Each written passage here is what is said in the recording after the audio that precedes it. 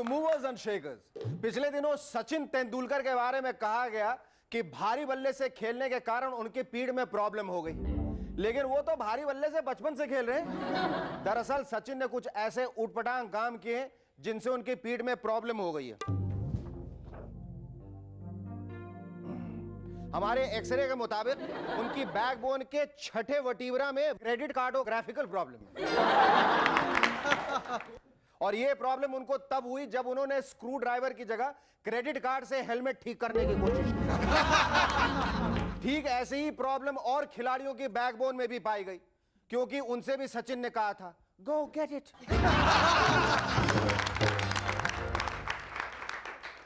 अच्छा अच्छा अच्छा, तो सचिन की बैकबोन के 5वें वर्टिब्रा में स्टम्पॉन्डिलाइटिस भी है। और ये रोग उन्हें तब लगा जब वो एक कोल्ड ड्रिंक के क्रेट्स पे बैठ गए, एक हाथ में बोतल और दूसरे हाथ में स्टंप से म्यूजिकल बीट पर क्रिकेट खेल रहे थे। ओ सचिन आला रे भैया, ओ सचिन आला रे भैया, ओ सचिन आला रे भैया, ओ सचिन आला रे भैया। Oh my God, oh my God, Sachin की बैकबोन के तीसरे वर्टिब्रा में डेंटोवर्टिब्रल वायरस। मुझे लगता है कि इस वायरस ने सचिन पे तब अटैक किया था जब वो एक एड के लिए अपने दांतों को जरूरत से ज्यादा एक्सपोज कर रहे थे और उनके दांतों में से तरह तरह की आवाजें भी आ रही थी। लेकिन दांत एक्सपोज करने से पीठ दर्द का क्या लेना देना? वो इसलिए क्योंकि इस दांत दिखाने वाले एड से मिले रुपए उठाने से उनकी पीठ बैठ गई। इसीलिए हमारी मूवर्स एंड शेकर्स के डॉक्टर्स की एक्सपर्ट टीम का कहना है कि अब सचिन ऐसी ऊट पटांग बात ही ना करके सिर्फ चुपचाप क्रिकेट खेलें तो उनकी पीठ तो क्या, पूरी इंडियन टीम की पीठ ठीक हो जाएगी। Ladies and gentlemen, our guest tonight, our director of the film, Vastav Mahesh Manjrekar. And actress and feminine Miss India 93, Namrata Shirodkar. But before I give a loud round of applause to Cherokee and the Rubber Band. Thank you.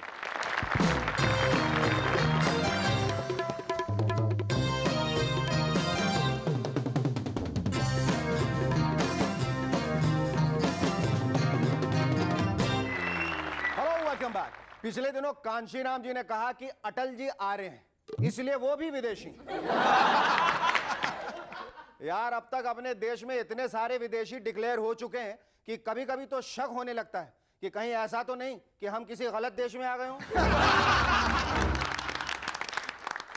वैसे कुछ भी हो, अपने आप को विदेशी कहलवाने से आदमी की रेपुटेशन तो बढ़ जाती है, ये बात तो। अब अपने कल्लू राम को ही लीजिए, आजकल वो अपना गांव सिंगापुर की जगह सिंगापुर लिखने लगे। और अगर मार्केट में विदेशी होने के फैशन के बारे में पद्मिनी कोल्हापुरी को पहले पता होता तो वो अपने नाम में कोल्हापुर की जगह कुआला लंपुर लगा ले। पद्मिनी कुआला लंपुरे। एक जमाना था जब हिंदुस्तान में हिंदुस्तानी लोग रहा करते थे, लेकिन आजकल तो सिर्फ 3 तरह के लोग ही रह गए, स्वदेशी, विदेशी और बांग्लादेशी। अब एक इंपॉर्टेंट इंफॉर्मेशन, इस हफ्ते विश्व के जाने माने वैज्ञानिकों ने वो रिसर्च की है जो हमारे देश का हर अनपढ़, निकम्मा और बेरोजगार एक कटिंग चाय पीते पीते कर सकता है। इन वैज्ञानिकों ने पता लगाया है कि जुपिटर के मून पर समुद्री जल मौजूद है। अगर यही बात कल्लू राम के लड़के ने कही होती तो पड़ोसी सलाह देने लगते कि मेरी बात मानो, अपने लड़के के लिए आगरे के पागल खाने में कोई अच्छा सा बेड बुक करा। मैं कहता हूं कि भले जुपिटर पर समुद्र हो या स्विमिंग पूल, ये वैज्ञानिक वहां कर क्या रहे थे? और अगर इतनी दूर से पृथ्वी पर बैठे बैठे ऐसी ऊट पटांग बातें बनाने को ही रिसर्च कहते हैं, तो मैं भी कहता हूं कि जुपिटर के उसी समुद्र किनारे मुन्ना लाल भेलपुरी बेचता है और मंगल सिंह मंगल ग्रह पर पाव भाजी का ठेला लगाता है और सूरजमल का सूरज पर आइसक्रीम स्टॉल है। अगर यकीन नहीं आता तो जाकर देख लीजिए। और खुदा न खास्ता ये बात अगर सच्ची है तो हो ना हो स्पेस में भी जरूर कोई म्यूनिसिपैलिटी है और जुपिटर वालों ने जरूर पैसा खिलाया होगा, तभी तो हमारे मून पर हवा तक नहीं और उनके मून पर समुंदर। एक सर्वे में चिंता प्रकट करते हुए कहा गया है कि एक दिन भारत की जनसंख्या इतनी बढ़ जाएगी कि विश्व का हर छठवां व्यक्ति भारतीय होगा। सोचिए अगर ऐसा हो गया तो क्या सीन होगा। पता लगा रॉबिन्सन के घर रविंद्र पैदा हो रहे हैं और रोजिलीना के घर रवीना। लेकिन इसका मतलब है हमारे देश की वार्ड भी तो लगेगी, क्योंकि अगर छठा हिंदुस्तानी होगा तो पहले के 5 विदेशी होंगे। यार ऐसे में तो हमारा देश विदेशियों से भर जाएगा। पर एक फायदा है इसका, फिर कोई पार्टी विदेशी का मुद्दा नहीं उठा पाएगी, क्योंकि पता लगा हर पार्टी का प्रेसिडेंट तो क्या खजांची तक विदेशी है। इस सर्वे से विदेशी तो बहुत ही परेशान है।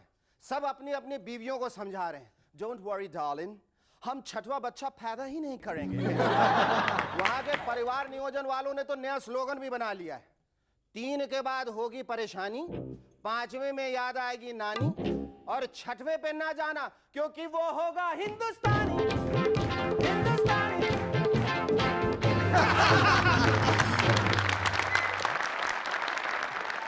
इस बार के चुनावों में भगवानों की जगह इंसानों की जन्मभूमि का मुद्दा छाया रहा। अरे लेकिन आजकल तो जन्म भूमि पर ना होकर किसी मैटरनिटी वार्ड के बेड पे होता है। इसलिए फ्यूचर में इशू कुछ इस तरह के होंगे। पता लगा गंगाराम को इसलिए प्रधानमंत्री नहीं बनने दिया गया क्योंकि उनके जन्म के समय पलंग पर विदेशी चादर बिछी। अब नेता तो वो विदेशी हुए ना, भले वो विदेशी भूमि पर पैदा हो या फिर विदेशी चादर। Ladies and gentlemen, please welcome our first guest on Movers and Shakers tonight, director of the film Vastav, Mahesh Manjrekar.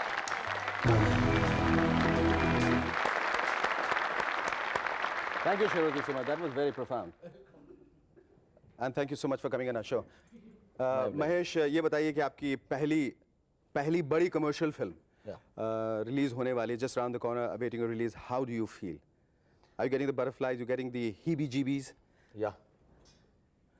It's like right round the corner. हाँ. So obviously, because it is my first Hindi release. वास्तव का जो ये ख्याल है, जो idea है, वो आपके दिमाग में कहाँ से आया? I don't know. I was getting affected by the people who are getting drawn towards underworld. They're all between the ages of 17 to 23, 24. So it came to me कि why? There was a lot of glamour attached. The media had really glorified the gangster.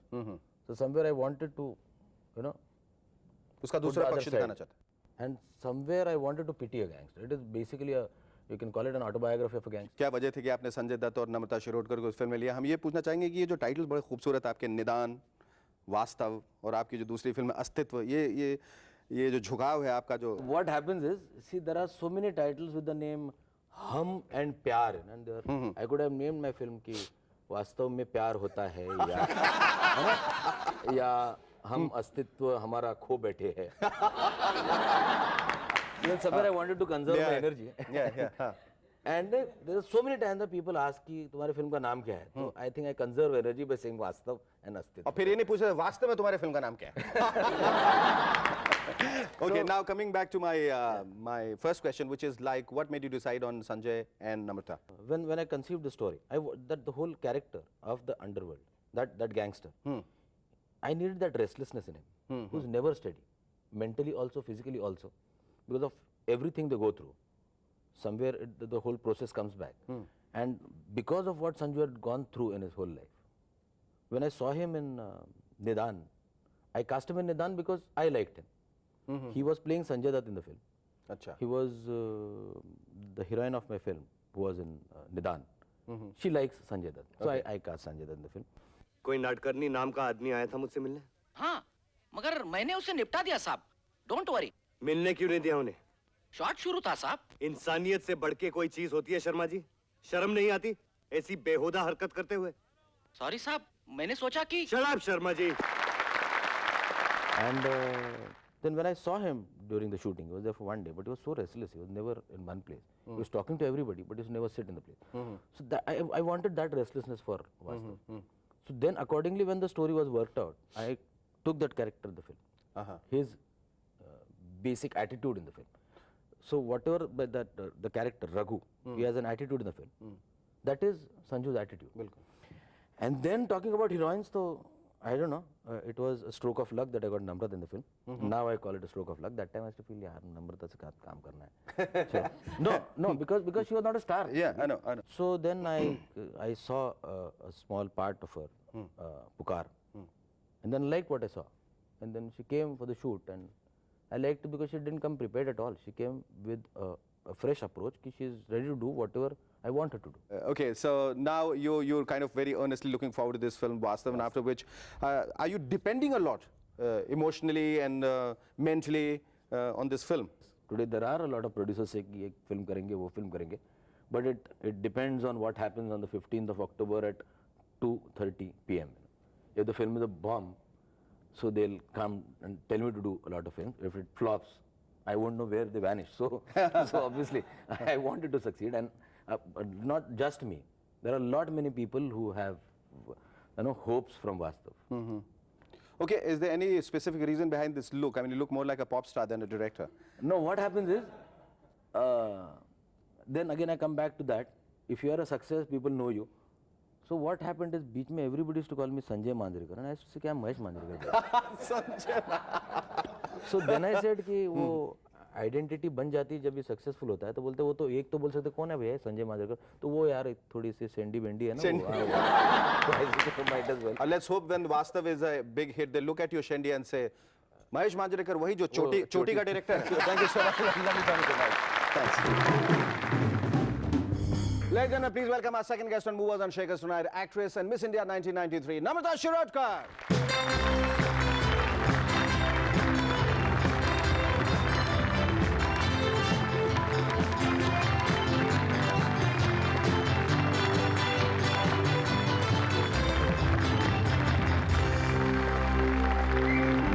So we have the Vastav team here. वास्तविकता में वास्तव team हमारे साथ. How do you feel about Vastav? And what do you feel about Vastav, Namrata? और हिंदी में जवाब दो. अंग्रेजी में सवाल के लिए हिंदी में जवाब दो हमें.